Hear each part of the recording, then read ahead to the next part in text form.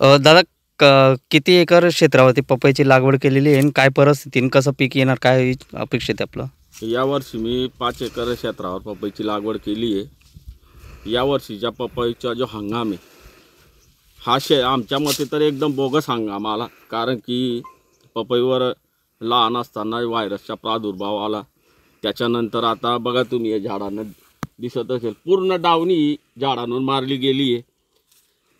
आणि आम्ही जो या पपईसाठी खर्च केलेला आहे 3.5-4 लाख रुपये खर्च करून बसलो आहे।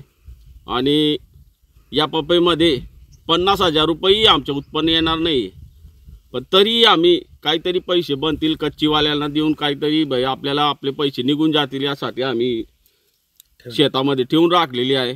माझे नाव नितीन मोहन चौधरी चौपाळे।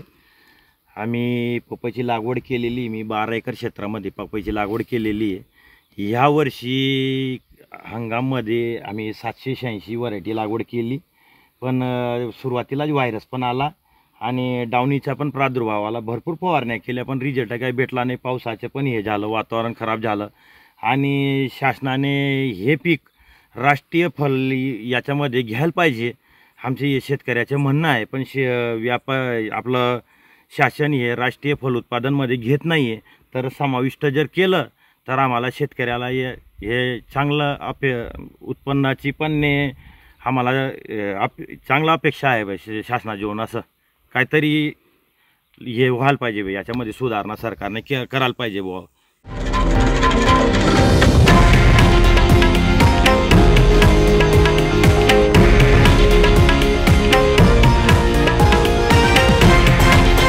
हे आहे देशातील नंबर 1 न्यूज नेटवर्क आणि आपण पाहत आहात TV9 मराठी, एकमेव।